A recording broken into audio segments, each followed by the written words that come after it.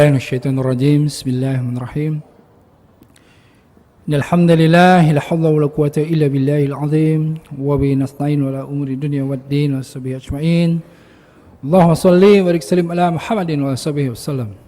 Sebelumnya saya sampaikan salam yang terbaik, salam para malaikat kepada para penghuni surga. Assalamualaikum warahmatullahi wabarakatuh.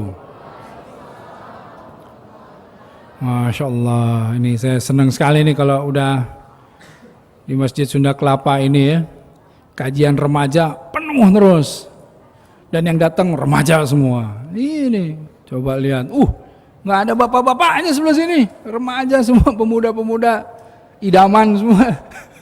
22 tahun ya. Ini nih, amin dari belakang tuh yang amin tuh udah dikali 3 kayaknya. Ya, ini juga nggak ada ibu-ibu di sini. Waduh, putri-putri semuanya, akhwat. Alhamdulillah. Sebelum kita mulai, saya tentu sudah baru Syawal ini ketemu lagi ya. Taqabbalallahu minna wa minkum, taqabbal ya karim ya. Mohon maaf lahir dan batin, minal aidin wal faidin. Mohon maaf ya, banyak salah-salah, banyak bercanda kemarin-kemarin tuh bulan Ramadan sebelumnya ya. Nah, menarik juga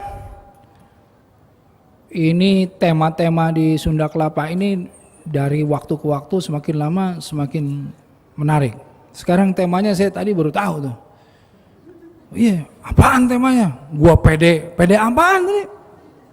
Pede untuk memperbaiki diri. Waduh, gua pede untuk memperbaiki diri. Di bawahnya istiqomah selama setelah bulan Ramadan. Ada ini temanya, makanya tadi apa tuh? Gua pede apaan? Sanggain ada istilah banget. Oh, gua pede gitu. Oke. Kalau kita lihat pede berubah. Gini. Sebetulnya yang saya senang saya lihat hari ini ya. Kita semuanya pede semuanya. Pede tentang apa? Padahal kalau kita lihat sebelum-sebelumnya ya, jarang atau belum ada angka yang sangat fantastis yang membuat kita pede hari ini. Kenapa? Bulan Ramadan kemarin, ini data nih langsung nih, saya dari Basnas. Pertumbuhan ekonomi 6%, tetapi pertumbuhan zakat 48, sekian persen. Allahu Akbar.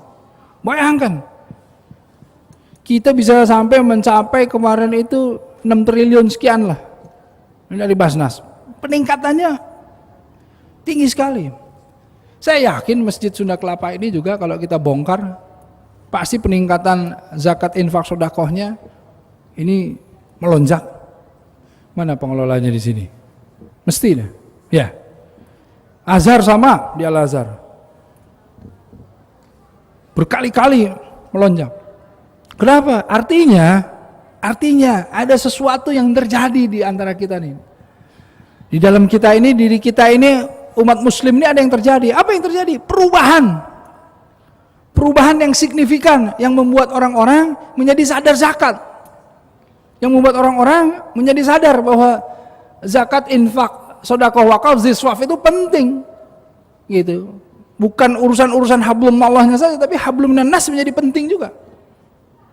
Dan yang menggembirakan di Sunda Kelapa ini itikaf, coba mana yang itikaf di Sunda Kelapa waktu itu? Coba ke bagian sebelah mana? Wah, alhamdulillah di depan. Di lapangan, ke bagian di lapangan. Iya, kan kalau akhwat-akhwat itu biasanya di situ ya, di lapangan ya, udah bukan di belakang sini, bukan di bawah kan? Iya. Oh, ini ikhwan semuanya, gitu. Sampai saya lihat tenda-tenda segala macam. Waduh, iktikaf ini bukan hanya majelis-majelis taklim, bukan hanya rohis-rohis saja, tetapi sudah masuk ke dalam eksekutif. Iktikaf. Belum kita bicara masalah subuh berjamaah. Coba. Ini dahsyat ini. Ini tahun ini, ya, bulan Ramadan bulan tahun ini nih, bulan Ramadan tahun ini menggembirakan sekali. Gitu. Peningkatannya. Dan alhamdulillah di bulan Ramadan ini mudah-mudahan saya bener nih. Saya nggak denger tuh orang yang masuk tarawihan keluar kemudian tawuran, nggak denger tuh di bulan Ramadan. Mudah-mudahan bener nih, nggak ada. Biasanya orang masuk tarawihan gitu ya. Pulang-pulang tawuran, masa bisa begitu sih? Aneh kan? Datang pada wangi-wangi, bersih-bersih, cakep-cakep, masuk soleh, keluar salah gitu kan? Masa bisa begitu? Ya enggak, seakan-akan kesolehannya ditinggalin di masjid gitu. Nih, gue udah masuk masjid ya, gue udah soleh. Sekarang balik lagi kan? Enggak gitu, ya kan? Nah ini dahsyat, banyak sekali. Subuh berjamaahnya, tarawihnya, iktikafnya, dan dibuktikannya bukan hanya hablumnallah masalah ritual saja, tetapi juga masalah zakat infak sedekahnya, itu yang menggembirakan. Itu yang membuat kita pede sebetulnya. Izzatul Islam, izzah itu kita dapat gitu. Dapat hari ini tuh bangga sekali. Bangga, ghirahnya meningkat, semangat meningkat. Iya kan? Kita udah pernah sempat bahas ghirah di sini. Masih ingat nggak kita bahas ghirah di sini? Ini kayaknya malah diem gini, apa kagak ngantuk belum makan apa gimana nih? Diem gitu. Ghirah. Apa artinya ghirah? Ayo. Apa artinya ghirah? Berapa kali ikut ujian kajian Sunda Kelapa belum bisa jawab ghirah? Mana handphone 2 pintu keluarin? Door prize handphone 2 pintu ya. Ghirah. Kalau kita bahas ghirah, itu diartikan semangat, betul nggak? Semangat. Tapi kan kita tahu asal katanya ghirah apa? Apaan? Ayo, tahu nggak? Cemburu. Ya, ini ghirah itu cemburu asal katanya. Ya? Cemburu. Kenapa kok bisa dicemburu, kok bisa larinya ke ghirah semangat? Kenapa bisa begitu? Permasalahannya kan ada 2 masalah cemburu. Cemburu karena kekasih atau cemburu terhadap kekasih. Ini cemburu nih, ya. Kalau seandainya gini, ini ada kekasih kita nih.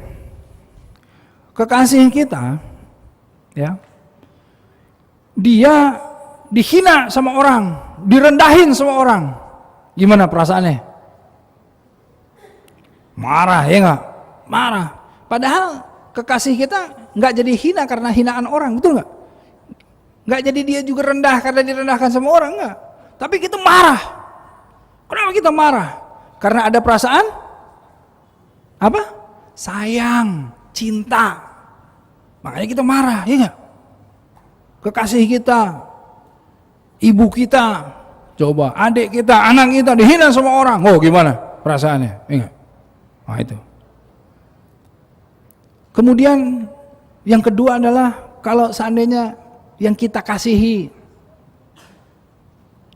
ternyata dia condong ke orang lain. Ini langsung ketawa nih. Ini banyak yang pematah hati lelaki di sini. Yang patah di sini, atau yang di situ yang patah ini, wah ini bahaya nih. PHL, pematah hati lelaki. Jadi kalau yang kita kasihi condong ke orang lain, gimana perasaan kita? Nggak suka kan, betul nggak? Kenapa? Karena kita sayang sama dia.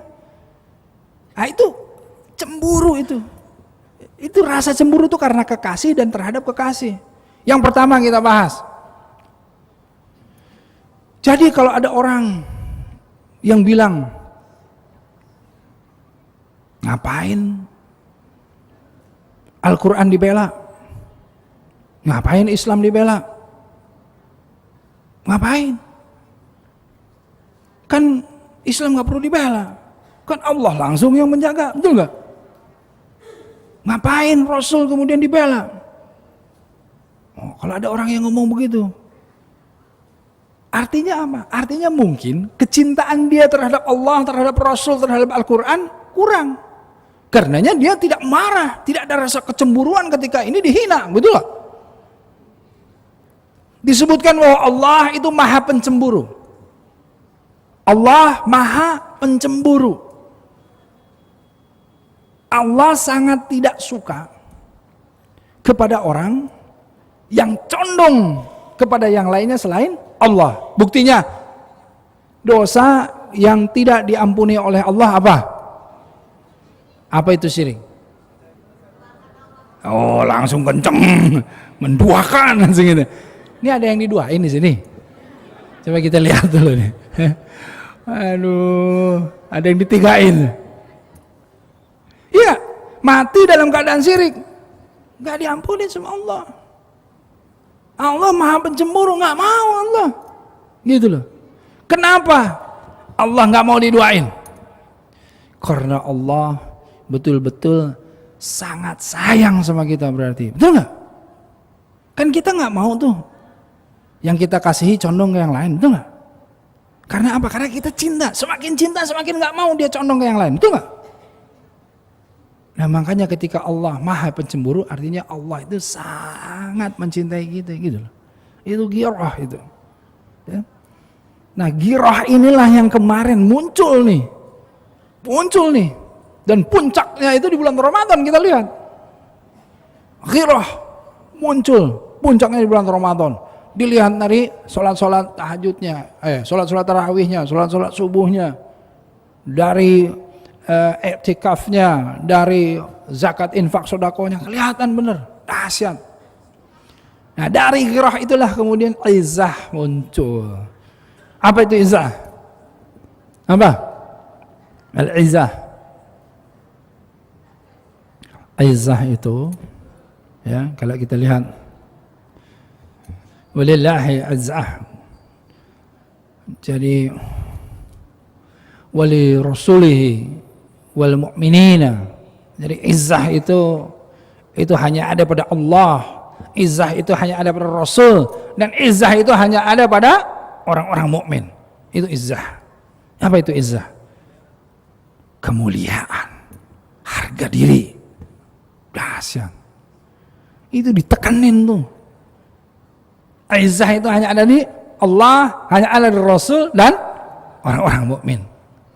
Jadi kata sahabat Umar bin Khattab radhiyallahu anhu, jika seandainya ada orang yang mencari izzah, yang mencari kemuliaan di luar Islam, dia tidak akan pernah mendapatinya. Dahsyat. Keren pernyataannya. Kalau kamu mau cari izzah di luar, kamu gak akan dapat. Karena yang namanya izzah itu kepunyaan Allah, izzah itu kepunyaan Rasul, dan izzah itu kepunyaan orang-orang mukmin. Itu izzah, kemuliaan, harga diri.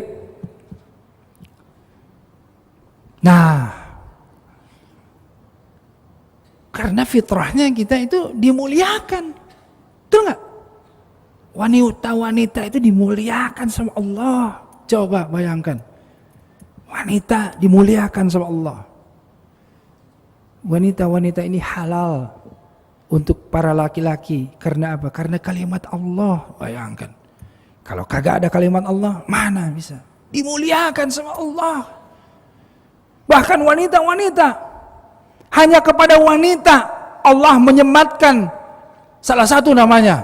Apa? Nama Allah apa yang disematkan kepada wanita? Apa? Ayo wanita, tahu nggak? Wah ini bener-bener handphone 2 pintu nih keluar nih. Kalau kagak ada yang bisa jawab nih. Ar-Rahim. Nggak ada. Coba tanya nih sama yang di sini. Punya? Jangan-jangan nih mau ngangguk ya? Hati-hati nih. Tiba-tiba Rahim gitu dia punya. Iya kan? Wanita diangkat derajat sama Allah karena apa? Disematkan Ar-Rahim. Dia punya Rahim. Coba bayangin ada Rahim di dalam wanita, ya nggak? Izzah manusia itu izzah fitrahnya itu. Pertama, ketika penciptaan Nabi Adam alaihissalam, ditiupkan ruh, das. Disuruh apa penduduk langit? Disuruh apa? Izzah bersujud, ya kan? Semua penduduk langit bersujud. Itu yang membuat iblis 80.000 tahun dalam ketaatan kepada Allah. Pada saat itu dia nggak mau. Iblis itu 80.000 tahun sebelum itu dalam ketaatannya kepada Allah. Tapi pada saat itu dia nggak mau. Bayang nggak? Izzah. Jelas kemudian Allah sebutkan, laqad khalaqnal insana fi ahsani. Wow, kan? Izzah itu. Manusia diciptakan dalam bentuk yang izzah. Manusia. Kemudian diturunkan ke bumi. Di bumi dijadiin apa? Khalifah. Izzah lagi, ya. Jadi khalifah di muka bumi ini, tuh. Jadi secara fitrah kita itu mestinya pede lagi, ya itu loh. Iyalah, pede lagi. Karena apa? Karena Allah muliakan kita. Allah telah memuliakan kita tuh. Mestinya kita pede. Makanya orang-orang yang menjaga kemuliaannya inilah mereka-mereka yang selalu masuk ke dalam izzah tadi. Kalau kita lihat setelah izzah ada yang namanya tempelannya izzah itu selalu diikuti dengan iffah. Apa itu iffah? Apa? Ini nanya melulu gitu. Al-izzah ada al-iffah, ya kan? Ya enggak? Itu. Innallaha yuhibbu abdahu, gitu kan? Sesungguhnya Allah sangat mencintai hambanya, abdahu yang apa?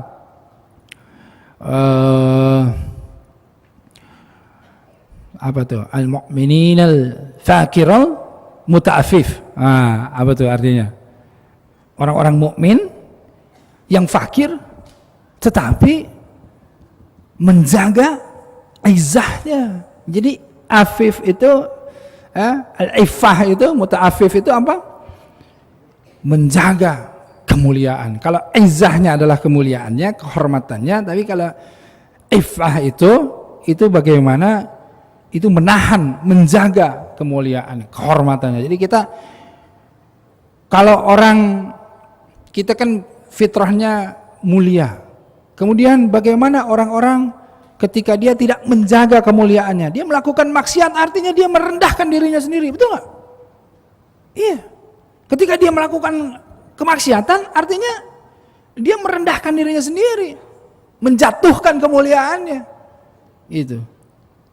Itu tidak ada apa, tidak ada iffahnya, tidak ada penjagaannya, gitu. Nah, makanya kita itu mesti pede karena kita memang makhluk yang mulia, yang dimuliakan sama Allah, gitu. Nah, jangan sampai kita menjatuhkan harga diri kita sendiri. Jangan sampai kita menggelincirkan kemuliaan kita sendiri. Dengan apa? Yaitu dengan jauh-jauh dari Allah, dia akan jauh dari kemuliaan. Dengan tidak mau mengikuti perintah Allah, ya tentu dia akan jauh dari kemuliaan. Ya nggak?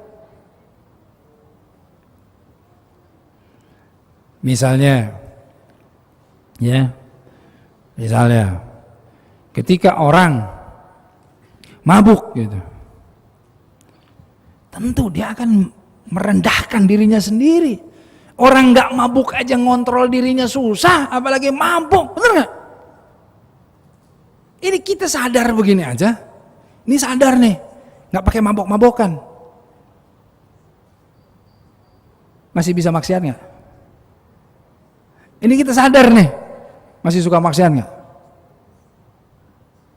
Masih suka melakukan yang buruk-buruk. Ini kita lagi sadar nih, lagi sadar aja tiba-tiba masuk itu yang namanya bisikan-bisikan. Allazi yuwaswisu fi sudurin nas, ya nggak? Ini sadar, apalagi mabuk, kebayang nggak? Sadar aja susah. Jadi ngapain mabuk? Merendahkan dirinya, masih membuka pintu lebar-lebar. Makanya kalau yang namanya mabok khomer itu ibunya kemaksiatan. Itu karena itu.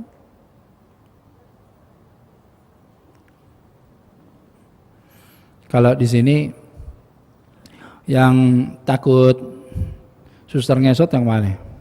Pertanyaannya apa sih? Takut kuntilanak, suster ngesot, takut ya? Takut nggak? Ya, kalau kagak takut nanti pulang suruh temenin gitu. Takut?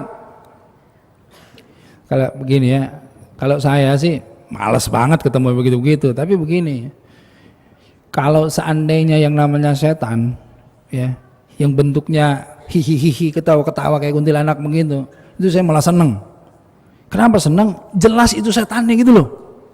Iya, jadi kita lagi jalan, hihi, itu setan, oh bener banget, jelek banget sih lu, gitu kan? Setan lu, gitu bener. Ngelihat genderuwo, gitu. Ngelihat kan jelas. Yang saya nggak suka itu yang nggak kelihatan. Yang yuwaswisu fi sudurin nas minal jinnati wan nas, itu yang saya nggak suka. Yang bisik-bisik, yang tiba-tiba kita ini boleh nggak ya? Oh, ya udah deh. Yang tiba itu yang nggak kelihatan. Bahkan kita nggak tahu. Jangan-jangan setannya gua sendiri kan gitu. Iya. Kita yang udah nggak apa-apa sekali-sekali. Udah, ini kan lepas dari Ramadan, Syawal men, tenang aja kan gitu. Ya nggak?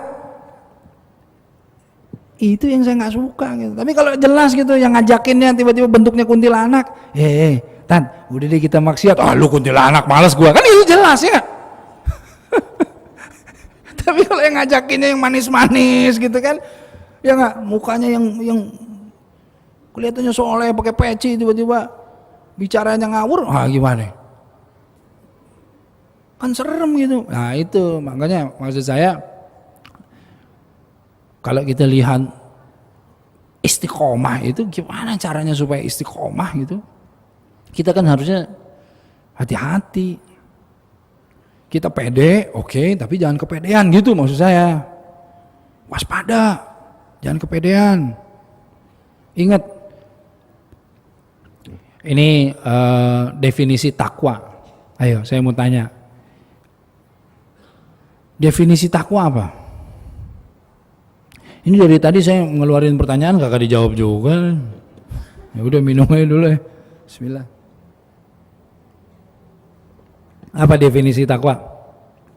Pasti saya tahu lah jawabannya. Menjalankan perintah Allah, menjauhi larangannya. Udah tahu lah saya jawabannya begitu, standar, SD banget.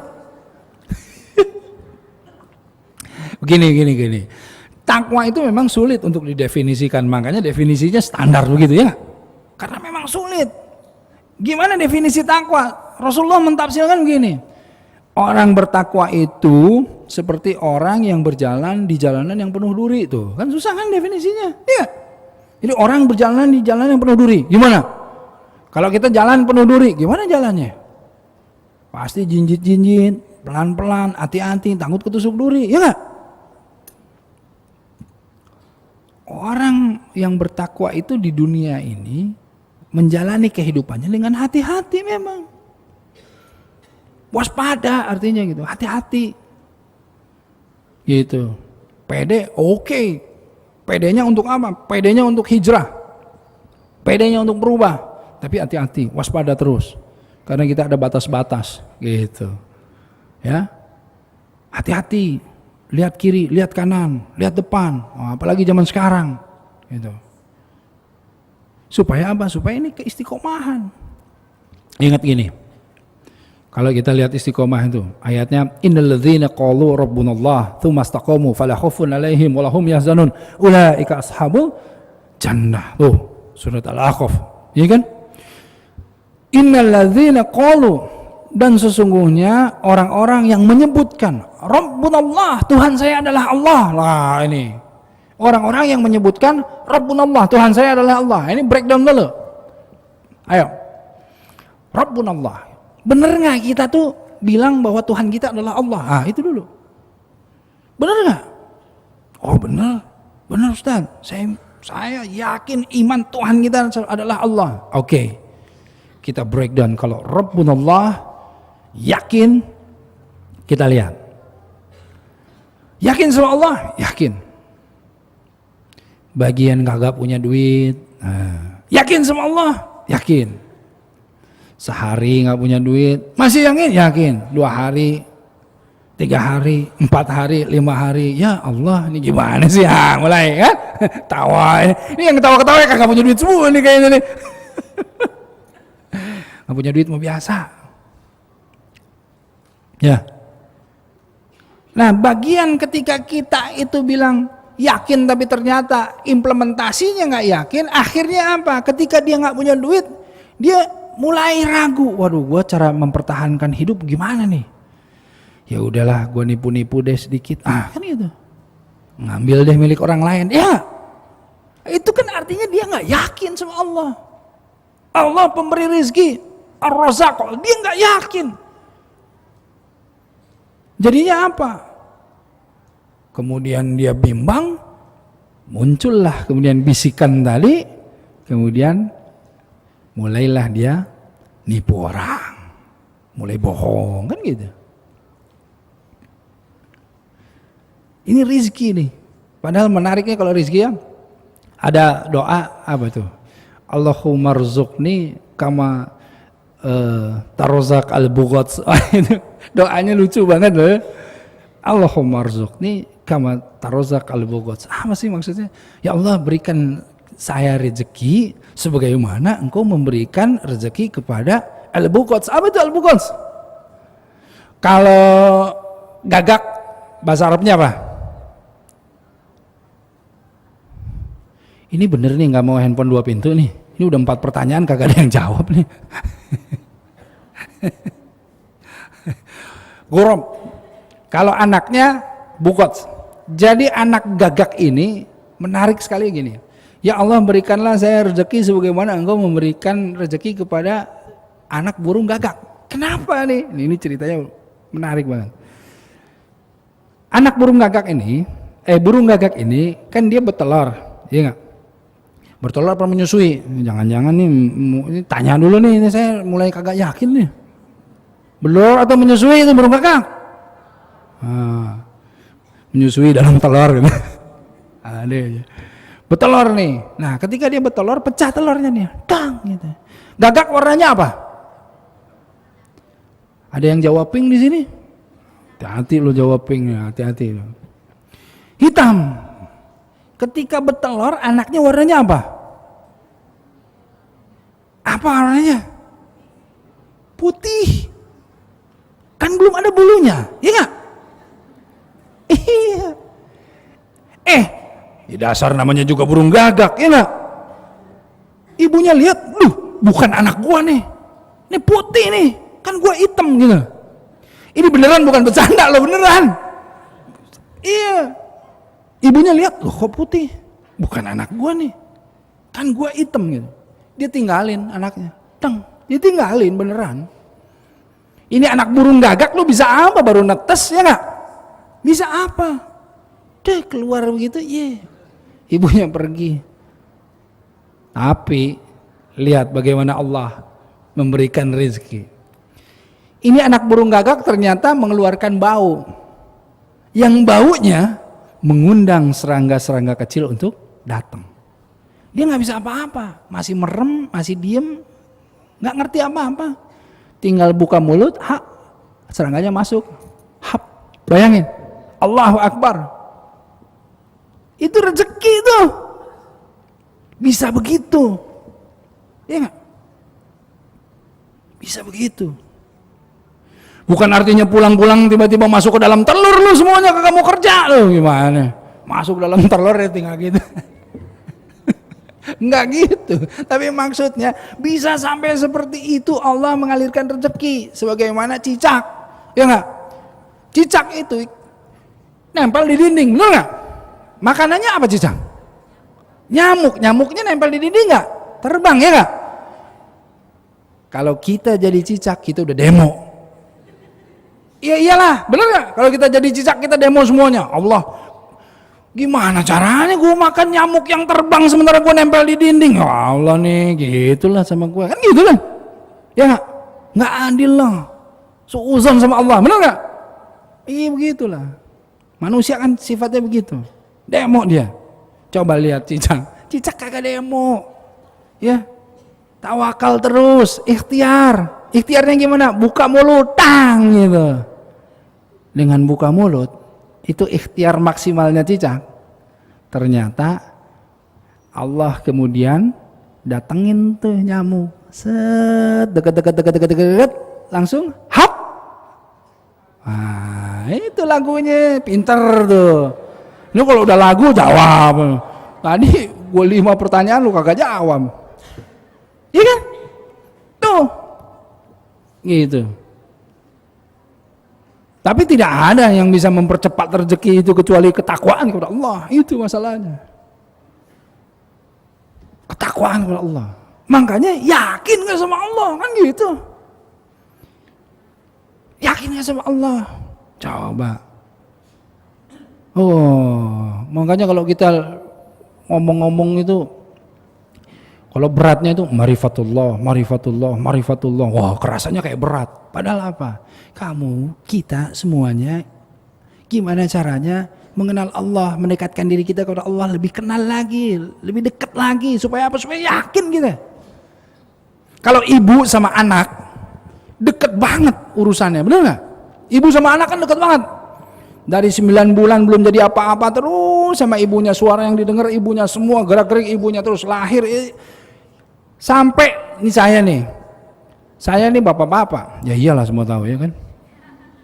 Saya kadang-kadang agak jealous juga, cemburu juga sama istri saya. Kenapa? Anak saya itu sama saya diajak main, wah kompak banget lah sama saya itu. Anak saya 3-3-nya laki-laki, kompak banget, main segala macam.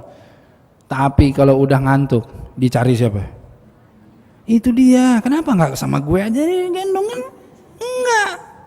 Udah ngantuk-ngantuk kecil-kecil dan nyari ibunya yang dicari. Udah sama saya aja nggak mau sama ibunya. Tuh anak tuh. Kalau anak takut dicari siapa? Cari ibunya. Iya. Kalau udah agak besar lain. Tapi kalau masih kecil begitu. Ibunya, semuanya cari ibunya kok. Orang tiduran aja mau pegang tangan ibunya ya. Dicari-cari begitu.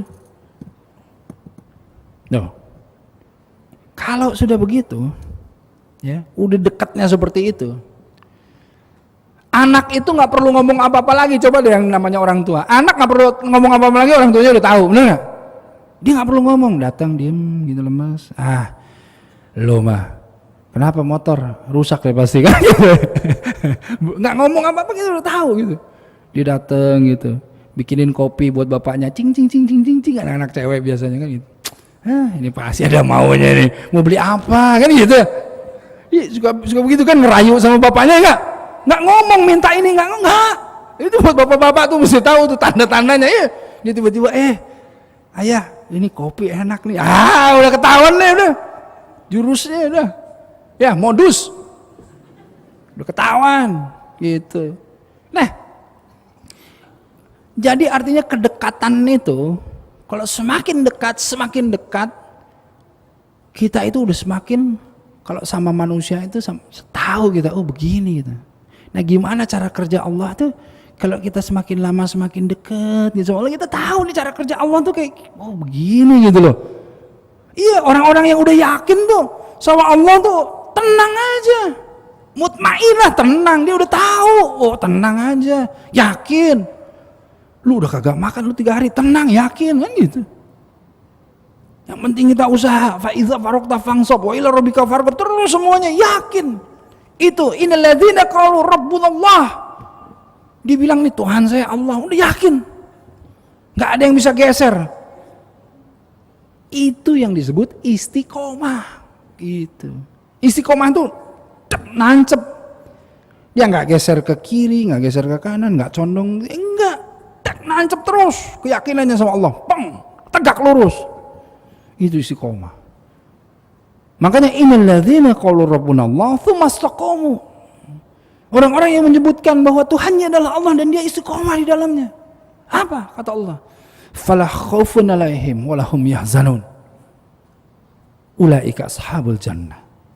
Mereka itu enggak takut, enggak khauf, juga tidak bersedih kata Allah. Karena yakin. Itu loh. Karena yakin dia nggak takut, nggak sedih, tenang aja, insya Allah, gitu. Pede apa? Pede ada Allah gitu loh. Innallaha ma'ana, tenang, pede. Allah bersama kami, bersama kita, udah tenang aja. Nah ini tingkatannya kalau kita udah sampai ke pede ini, waduh, dahsyat. Iya, kalau udah sampai ke pede, pasti hatinya tenang, ini kan, nggak ada tampang-tampang galau gini, galau gini. Aduh ya Allah, umur udah mau deadline ini, aduh gimana, belum ada jodoh ya Allah. Si Ahm itu padahal mah cakep ya Allah, soleh, tapi gimana ya ini tuh. Ya Allah, gitu. Galau gitu. Aduh, Masya Allah. Itu dia. Yakin, deketin Allah sebagaimana tadi saya contohin. Kalau kita pengen sesuatu sama bapak kita, iya gak? Sama ayah kita, sama abi, ngapain sih? Itu tadi. Deketin, tiba-tiba pijet-pijet. Alah, modusnya, iya gak? Pijet-pijet, bikinin kopi, cerita-cerita, kan gitu. Makanya kalau kita pengen sesuatu, tambah kedekatannya sama Allah dong, gitu. Mau pengen ini, pengen itu, pengen ini, nggak deketin Allah, ya gimana dong? Kan yang mempercepat rezeki itu kan ketakwaan. Dia deketin sama Allah. Iya. Pengen apa sekarang? Tambah sholat sunnahnya. Pengen apa sekarang? Tambah sodakohnya, pengen apa sekarang? Tambah saumnya, pengen apa sekarang? Itu, iya. Mulai nih, tampang-tampang galaunya mulai cerah nih di sini nih. Oh iya nih, iya Ustadz, bener. Gue pengen jodoh dari tadi, udah pengen itu deh. Udah ketahuan, pengen jodoh ya Ustadz, gitu kan. Ini nih udah mau deadline gitu. Bentar lagi lulus kan gitu. Biasanya gitu ya. Waduh, udah lagi mau sidang gitu ya. Bener-bener nih. Iya kan? Tambah. Apa yang kita mauin kita tambah begitu. Insya Allah gitu loh. Ya kalau sama Allah, ya kalau sama Allah beda sama, kalau kita urusan sama orang gitu. Kan ada orang yang bilang, Ustadz, malu lah, masa kita begini-begini sama Allah kalau kita cuma pengen maunya aja. Ya, gimana sih lo? Dia bilang, masa sih kita tambah sholat sunat, nambah ini cuma karena kita pengen ini doang. Lo. Artinya kalau lo nggak mau semua ya berarti nggak nambah gitu loh. Kita itu motivasi itu khauf dan roja. Ya, motivasi terbesar manusia itu khauf dan roja. Ya. Bahkan Imam Al-Ghazali menyebutkan ini sayap. Bagaikan seekor burung, dia punya dua sayap. Benar nggak? Yang satu khauf, yang satu roja, katanya begitu. Kalau nggak ada salah satunya, kagak bisa terbang. Tuh, kata Imam Al-Ghazali. Mesti ada khauf, mesti ada roja. Apa itu? Khauf itu takut. Motivasi terbesar kita takut sama murkanya Allah. Takut sama nerakanya Allah. Tetapi berharap roja. Berharap sama ridhonya Allah. Berharap sama surganya Allah, balasan yang terbaik dari Allah itu. Makanya burung itu terbang, kita itu terbang karena sayap itu. Dua sayap, yang satu khauf, yang satu roja. Tuh. Nah karena kita berharap deketin Allah, kita takut deketin Allah, kan gitu. Kita pengen ini, pengen itu, deketin Allah. Kita takut ini, takut itu, deketin Allah. Itu memang yang Allah inginkan gitu loh.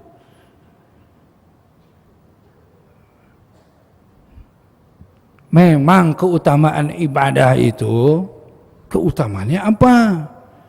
Dilakukan berdasarkan cinta, memang. Tapi kan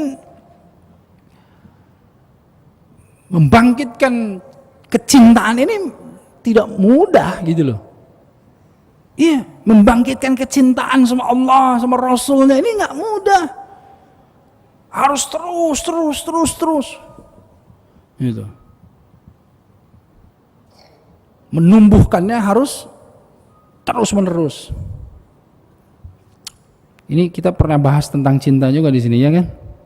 Ini orangnya beda-beda tuh masih tetap yang sama nih. Soalnya buat saya itu sama semuanya. Cinta itu apa? Tuhibbu, hubban, ya. Cinta itu sebetulnya kalau dari lughahnya itu kata-katanya tumbuh dan berkembang.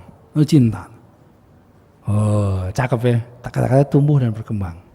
Jadi artinya nggak mungkin aja cinta kalau seandainya itu seperti tumbuhan. Tumbuhan ini mesti disiram supaya dia tumbuh dan berkembang. Nah, jadi cinta itu seperti tanaman. Kalau mau tumbuh dan berkembang yang namanya cinta mesti disiram. Disiram dengan apa? Nilai-nilai kebaikan. Karena secara fitrah manusia mencintai, menyenangi nilai-nilai kebaikan. Jadi kalau ada nilai-nilai kebaikan tumbuh tuh. Apalagi nilai-nilai kebaikan yang tentu semuanya dikaitkan dengan Allah. Tumbuh cinta tuh, gitu loh. Gitu. Jadi kalau kita lihat pasangan suami istri gitu, sudah menikah 20 tahun. Nah, tapi belum tentu pohon cintanya itu kuat. Belum tentu. Kalau setiap harinya tidak menyiram nilai-nilai kebaikan, boleh jadi sama-sama mah bisa jadi sama-sama 20-30 tahun. Ya enggak? Tapi saling sepel, ya enggak? Bisa jadi itu. Karena apa? Karena tidak ada nilai kebaikan. Gitu. Tapi kalau pasangan yang selalu menyiram dengan nilai-nilai kebaikan, yang dilandaskan kepada Allah, pohon cintanya kuat, mengakar, menjulang tinggi, itu pohon cinta, tumbuh dan berkembang, itu cinta. Gitu. Nah, karenanya untuk mencintai Allah bagaimana? Gitu. Ya harus mengenal dulu Allah. Ketika kita mengenal Allah, mencintai Rasul, mengenal Rasulullah, kita memahami sifat-sifat Allah, memahami sifat-sifat Rasulullah. Tidak ada satupun, sedikit pun sifat yang tercela dari Allah dan Rasulullah. Kan benar? Rasulullah itu kan dalam kapasitas manusia, beliau ini ingin merepresentasikan sifat-sifat Allah. Tapi kapasitas manusia nggak bisa disamain, ya nggak? Kalau Allah kan maha gitu loh. Jadi kalau misalnya begini, Rahman, Rahim, itu maha kalau Allah. Kalau manusia itu dalam kapasitas manusia yang sekecilnya itu, bagaimana kemudian Rahmannya manusia dan Rahimnya manusia gitu. Nah, kalau Rasulullah mencoba terus bagaimana merepresentasikan sifat-sifat Allah itu gitu. Nah, setiap kita tahu Rasul, tambah kita dekat itu, tambah kita paham, tambah kita akhirnya menyenangi dan cinta sama Rasulullah SAW gitu loh. Itu caranya. Makanya kalau Rasul jangan cuma tahu nama beliau saja sallallahu alaihi wasallam, tetapi juga bagaimana sunnah beliau, bukan hanya tahu saja tetapi juga bagaimana memahaminya. Gimana cara memahaminya? Dengan mengerjakan sunnah-sunnah beliau. Gitu. Sedekahnya beliau, salat malamnya beliau, bagaimana kemudian beliau berinteraksi dengan sesamanya itu. Kalau kita kemudian melaksanakan itu baru kita bisa memahami. Bayangkan Rasulullah salah satunya misalnya gini. Ada orang non-muslim meninggal, mati, cak. Rasulullah nangis, sahabat bingung. Wahai Rasulullah, kenapa engkau menangis? Bukankah itu orang non-muslim?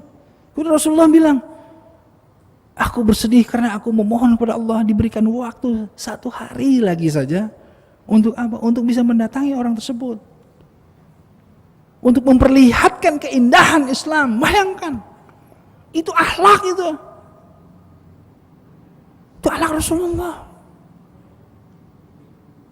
Nah, semakin kita tahu dan kemudian kita coba tumbuhkan di dalam hati kita, nah itu dia. Saat muncul kecintaan, Allahu Akbar, ini Rasul begini, indah akhlaknya, muncul itu kecintaan. Kalau kita udah mencintai Rasul, kebayang nggak Allah, kan gitu. Makanya in kuntum tuhibunallah fatabi'uni, kata Rasul. Kalau kamu mencintai Allah, ikuti Rasulullah. Gitu. Wah, ini dia kan bagaimana menumbuhkan. Nah, jadi kalau kita yakin sama Allah, kecintaan apalagi begitu, yang namanya amal karena cinta itu dahsyat. Gunung pun kudaki, lautan pun kuseberangi, gombalnya. Mana ada yang begitu? Ada gitu? Ya, tapi kalau sudah cinta ya, ini lagi pada jatuh cinta nggak ini? Kenapa yang senyum-senyum yang bapak-bapak ini? Saya tanya jatuh cinta. Mau 2 kali 3 kali jatuh cintanya katanya. Waduh. Nah jadi kalau yang namanya jatuh cinta makan, waduh indah aja semuanya. Tadi gunung kudaki, lautan ku seberangi, waduh tidur susah ingatnya dia. Lihat telepon ingatnya dia kan gitu. Mau makan jengkol ingat dia kan. Itu yang namanya jatuh cinta malu. Susah ya. Ini lihat keinget terus.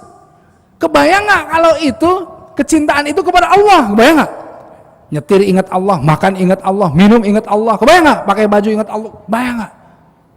Rasulullah itu ya, kenapa kalau kita lihat ya hayu qayyum birahmatika astagid asli lisani kullu ini ila nafsi tarfatayn. Jadi Rasulullah ingin semua urusan-urusannya tidak lepas dari Allah walaupun sekejap mata, kata Rasulullah. Tarfatayn, nggak mau sekejap mata pun lepas urusannya. Jadi Rasulullah mau minum baca doa, masuk kamar mandi baca doa, keluar baca doa, pakai baju baca doa, naik kendaraan baca doa, turun baca doa, keluar rumah baca doa, semua baca doa. Supaya apa? Supaya ingat Allah terus. Gitu maksudnya gitu. The power of repetition. Nah kan itu pengulangan terus. Tambah. Ya, makanya itu hati-hati loh. Kalau ada kan, kalau akhwat suka curhat, Ustadz saya tuh kesel sekali sama dia, tapi kenapa ya ini terus nggak bisa lupa. Diingat terus ya gimana mau lupa gitu loh. Iya. Katanya kesel, tapi setiap hari diingat terus gimana kan, saya juga bingung ya nggak? Saya kesel banget, dia tuh nyebelin banget gitu. Tapi setiap hari diingat terus ya gimana bisa lupa. The power of repetition, pengulangan terus dalam kepalanya. Dia pikir cowoknya cuma ada itu doang kan gitu. Hei, perempuan buka mata, laki-laki banyak sih. Bahaya ini. Ini mana yang jomblo cepetan, ini udah kode nih, kode keras. Jadi intinya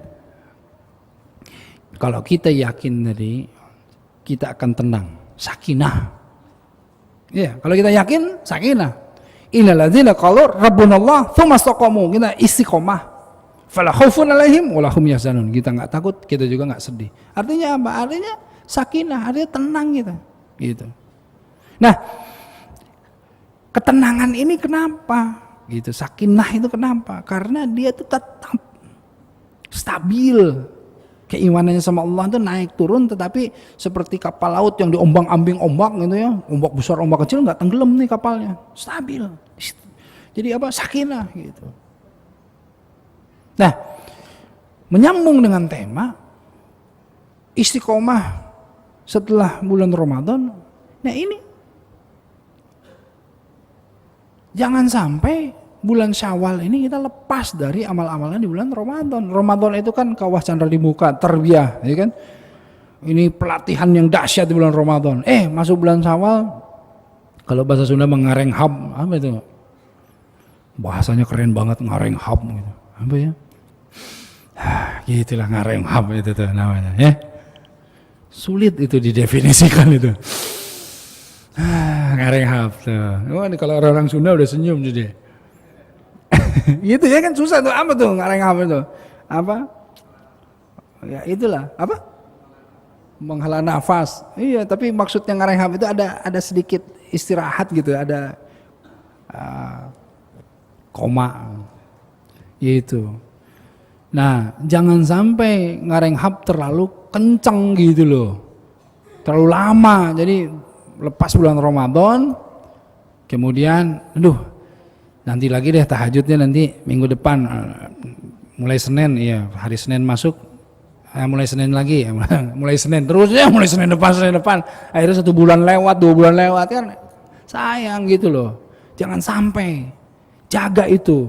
Ingat, kita bulan Ramadan target achievementnya la'allakum tattaqun, untuk supaya kita tuh masuk dalam ketakwaan, orang-orang yang bertakwa, muttaqin. Nah, jangan sampai lepas Ramadan lepas takwa juga, kan gitu masalahnya. Bahaya. Wasari'u ila magfirati min rabbikum, kata Allah gitu kan. Surat apa tuh? Ali Imran. Bergegas kamu, lari kamu. Wasari'u itu bergegas, lari, bergegas. Gitu. ila maghfirati min rabbikum. Ke dalam apa? Ke dalam ampunan Allah.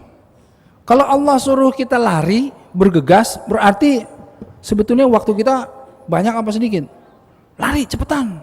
Banyak apa sedikit waktunya? Sedikit kan? Kata Allah bergegas ke dalam ampunan Allah. Berarti kalau masuk bergegas ke dalam ampunan Allah, artinya ampunan Allah, artinya kita tuh banyak dosa apa sedikit dosanya?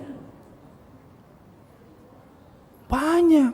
Makanya cepetan masuk ke dalam ampunan Allah. Artinya kita waktunya cuma sedikit, tapi dosanya banyak.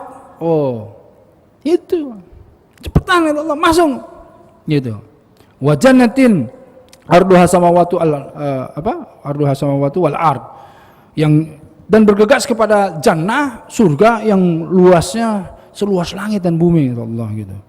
Jadi dimotivasi sama Allah, bergegas masuk dalam ampunan Allah supaya apa? Supaya kita bisa masuk ke dalam surga yang luasnya seluas langit dan bumi gitu.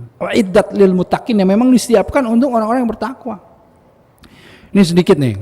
Kalau saya sering sekali mengilustrasikannya begini, mentafsirkannya kalau misalnya surga seluas langit dan seluas bumi.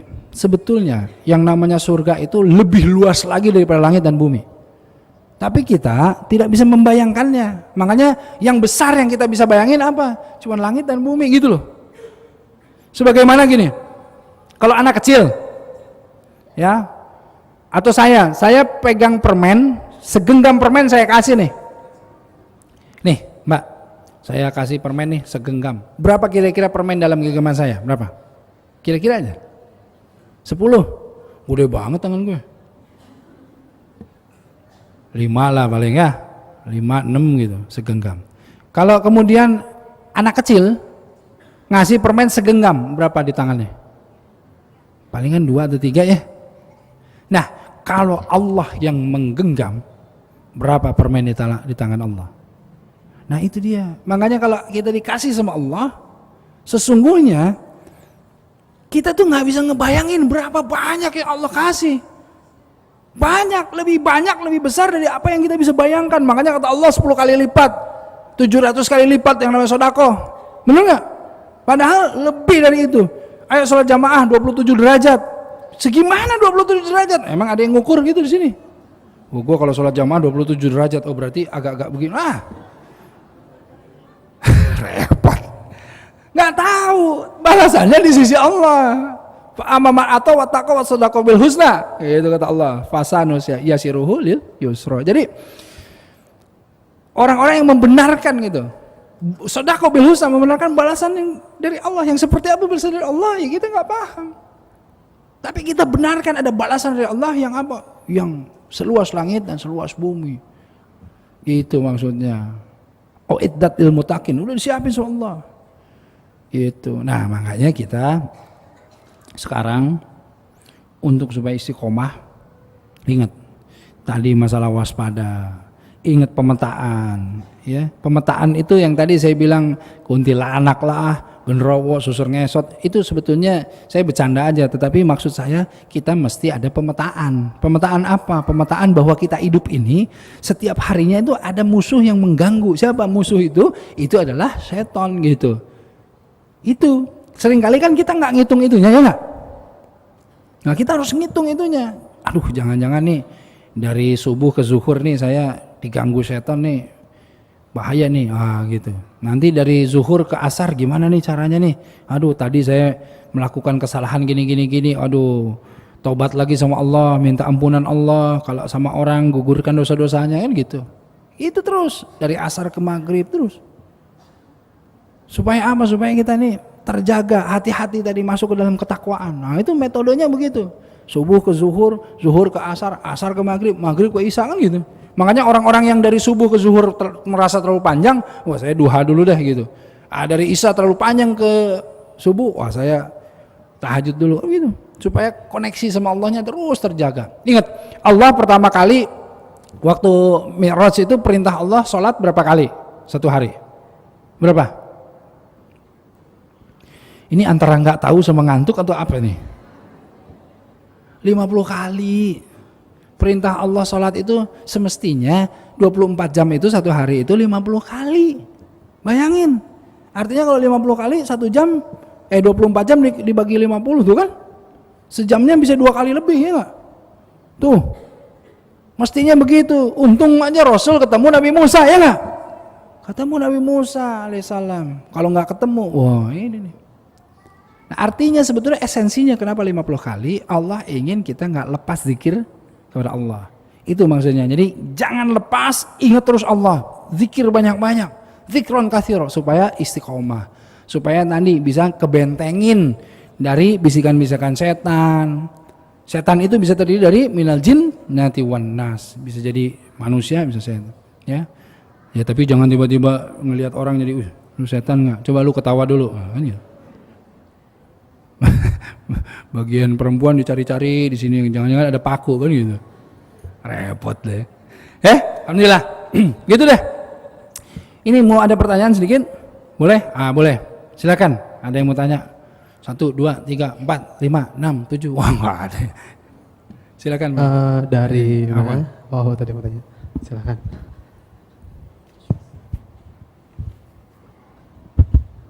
Assalamualaikum warahmatullahi wabarakatuh. Waalaikumsalam warahmatullahi wabarakatuh. Ustadz, yang saya ingin tanyakan tentang keimanan, bagaimana sikap kita atau cara kita terhadap fluktuatifnya keimanan diri kita agar kembali pede dalam beribadah, dan bagaimana cara kita mempertahankan kepedean kita dalam memperbaiki diri atau istiqomah dari perkembangan di era modernisasi dunia.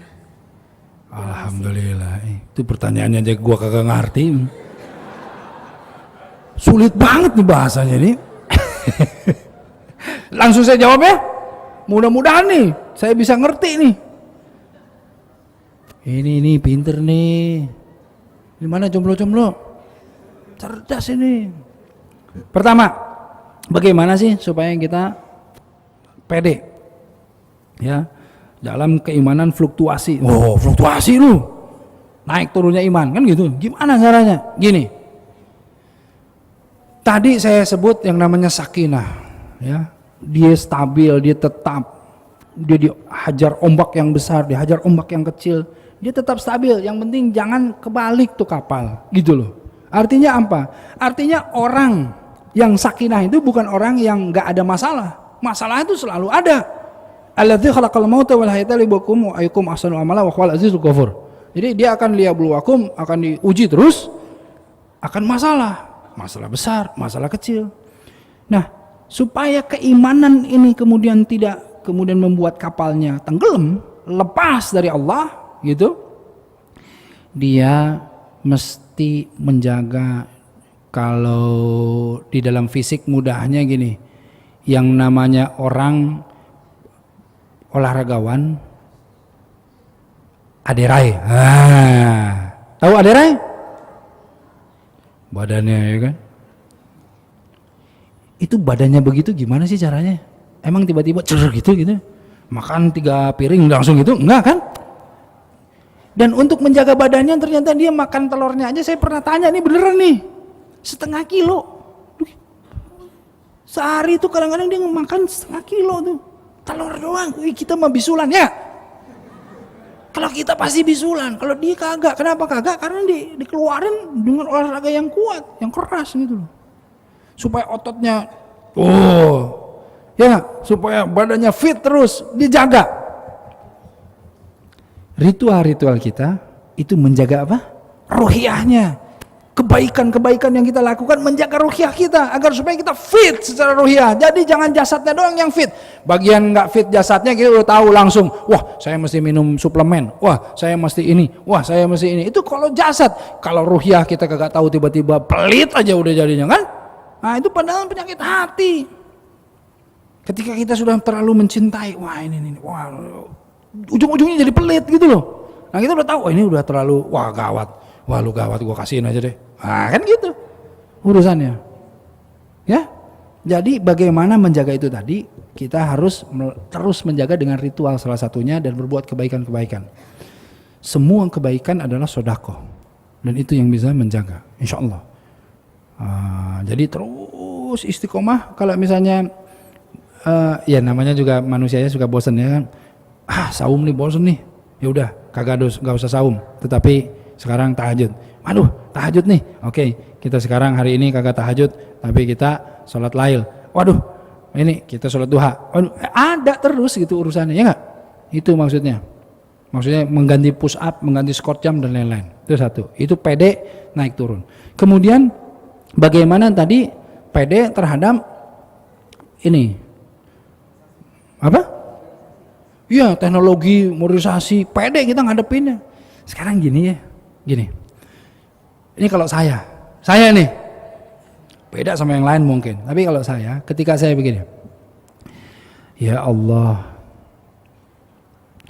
berikanlah saya rezeki. Gak pede kalau barusan maksiat, kagak pede gue doanya, beneran. Ya gak? Ini semua langsung gitu. Ya gak? Kita kan kagak pede kalau barusan tadi lagi barusan bikin maksiat, bikin macam-macam kesalahan, bener gak? Sebagian datang ke Allah kita minta sesuatu kagak pede.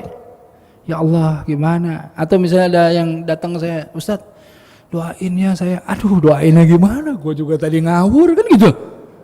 Ya nggak pede. Mau ngomong, aduh gimana ya? Itu nggak pede. Ayo jaga saumnya, kita kagak saum, kagak pede ngomong juga. Ya pokoknya begitu dah, gitu kan? Ya teorinya gitulah kan gitu. Nggak pede ya nggak? Makanya amanu wa amilu sholihati tawasabil haqq tawasabil sabr. Nih lihat, orang kalau mau tawasabil haqq, awalnya dia harus amanu dulu, iman dulu, yakin dulu sama dirinya, dan dia implementasikan kepada amal soleh, gitu ya. Setelah dia implementasikan kepada amal soleh, baru dia bisa sharing. Ini kopi enak nih, lu udah cobain? Ya udah dong. Kebayang nggak? Ini kopi enak, lu udah cobain? Ya kagak belum. Nah gimana tuh? Kagak pede nawarinnya, ya kan? Nah, jadi pede tuh itu maksudnya. Jadi untuk kita pede, pertama menghadapi masalah dan lain-lain, dan pede untuk ini modernisasi ini kan bentuknya doang. Maksiat mah itu lagi atuh, bener nggak? Coba bilang sama saya. Iya kan itu lagi dari zaman dulu sampai sekarang kan itu lagi, cuma berubah bentuk aja ya nggak? Yang namanya mabok ya mabok, tapi sekarang ada mabok pakai LCD, apa namanya?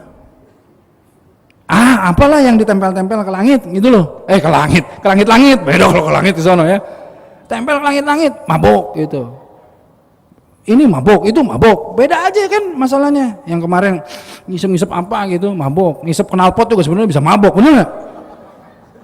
Ya kalau mau mabok nggak jauh-jauh mahal-mahal, lu knalpot, peng, dulu isep dulu, gitu, mabok sendiri ya. Lu cat, ya nggak? Cat rumah, lu tempelin tembok, mabok juga. Ya. Ini kan artinya berubah bentuk aja ya nggak? Sama, sosmed dan lain-lain juga sama.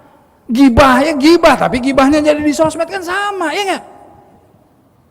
Auratnya sama, tapi auratnya jadi di foto-foto di upload ke sosmed kan begitu, ya kan? Nah jadi kalau kita mau pede menghadapi semua bentuk-bentuk baru dalam fasilitas-fasilitas kemaksiatan, ya kita juga mesti ganti fasilitas itu, jangan jadi fasilitas kemaksiatan, jadi fasilitas buat dakwah, buat kebaikan gitu. Supaya kita pede, gua mah pakai sosmed, tapi buat apa? Nih, buat siarin ini nih. Ini ada kajian Ustadz Erik nih di Sunda Kelapa. Oh gitu kan. Oh ya, ngomong-ngomong promosi, sebelum bubar hari Ahad nih, catat nih hari Ahad ya. Di Menara 165 itu nanti ada insyaallah saya, ada Pak Gubernur Anies Baswedan, ada Imam Samsi Ali dari New York jauh-jauh tuh datang, ada Mbak Peggy Melati Sukma, ada Zizi Sahab. Itu di Menara 165 jam 9 Ahad. Pada datang situ. Sebetulnya di situ ada infak untuk donasi, tetapi bilang aja diundang Ustadz Erik dari Sunda Kelapa, gratis gitu loh, ya. Pada datang tuh.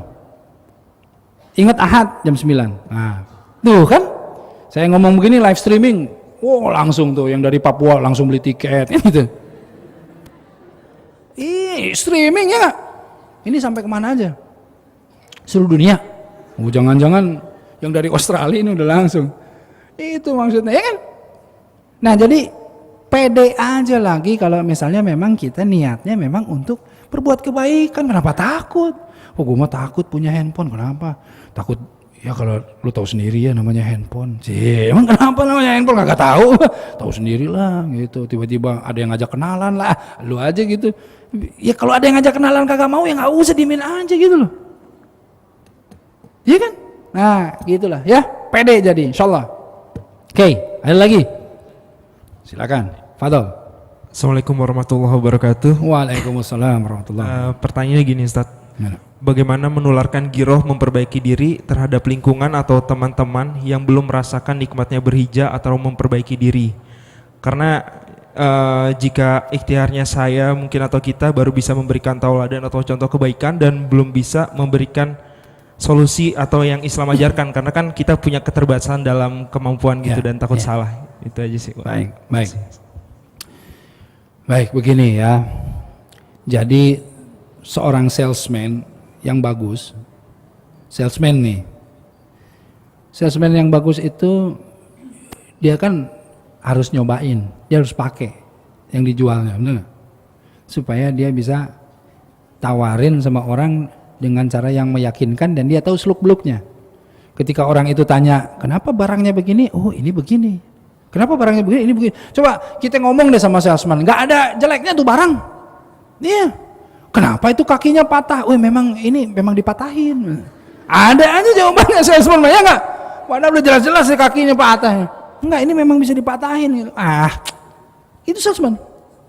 Gitu. Jadi artinya kita mesti kalau ingin dakwah sama orang, ya, kitanya mesti memang apa namanya, kalau bahasa Sunda sih nyurup, apa namanya, bersatu dengan itu gitu. Kita cobain, kita yakin terhadap itu semuanya gitu. Nah kemudian kagak perlu banyak ngomong, kasih lihat hasilnya gitu loh. Ada produk kosmetik halal kecantikan, iya gak? Kita pakai tuh perempuan, saat pakai, ya kan? Saat pakai gitu. Kagak usah ngomong. Bagian dia pakai konsisten terus gitu. Orang lihat, muka lu rubah bener lu. Bener lu cakep lu, hidung lu jadi di atas kan gitu. Nggak usah ngomong ya gak? Buktinya kan ada, kelihatan. Nanti dia tanya, lu pakai apa? Kan gitu. Baru kita jawab. Islam. Wah. Sholat. Sodakoh. Gitu ya. Kenapa sih lu kok keren gini lu, kan? Zikir men, mantap. Itu paling top tuh begitu. Jadi buktinya ada gitu loh. Wah ini ada buktinya tuh. Karena kalau nggak ada buktinya, gitu mau ngomong sampai habis gitu loh, iya nggak? Susah orang percaya gitu loh. Kita ngomong ini dahsyat konsepnya, ini begini, wah kasih presentasi semua, tapi dia lihat yang ngomongnya begini gak ada buktinya kan susah kan, gitu loh. Jadi semangat kita untuk mengajak orang itu agar supaya dia kan belum hijrah tuh, misalnya dia belum tahu nih kenikmatan iman seperti apa, kenikmatan Islam seperti apa, kita tunjukin gimana caranya dari diri kita sendiri. Iya. Kan permasalahannya sebetulnya kita sering kali lihat kayak Rasulullah SAW dihina tiap hari, iya nggak? Tiap hari dihina, tiap hari diludahin, bagian dia sakit, yang paling pertama nengok Rasul. Nggak usah ngomong apa-apa, langsung orang itu masuk Islam, iya nggak? Jadi bukti, gitu loh. Kami perlu bukti, bukan? Oh lihat langsung senyum-senyum semuanya. Lu jangan banyak janji. Bukti langsung, khitbah, wah seneng deh. Iya, jangan nyoba-nyoba. Nanti kalau akang sudah begini, wah kamu begini. Kalau akang sudah jadi lebah, kamu jadi, ribet lah. Ya, bukti aja langsung datangi orang tuaku, das ngomong tuh, gitu. Bukti, bes. Ya, kira-kira gitu ya. Alhamdulillah. Udah nih ya. Nanti kapan lagi kita ketemu lagi deh insya Allah ya. Kalau semangat masih semangat. Tapi waktunya juga nih ya. Lain kali waktunya 10 jam gitu. Bisa. Masya Allah. Alhamdulillah. kayaknya begitu saja. Sekian dari saya. Mohon maaf banyak bercanda ya. Kesalahan tentu datang dari saya, kebenaran hanya datang dari Allah. Enggak ada yang lebih baik dari yang bicara ataupun dengerin. Yang lebih baik di sisi Allah itu yang bertakwa, yang ngamalin, ya. Mau ditutup doa? Oke, yang tutup doanya itu. Oke, kalau gitu billahi taufiq wa hidayah. Assalamualaikum warahmatullahi wabarakatuh.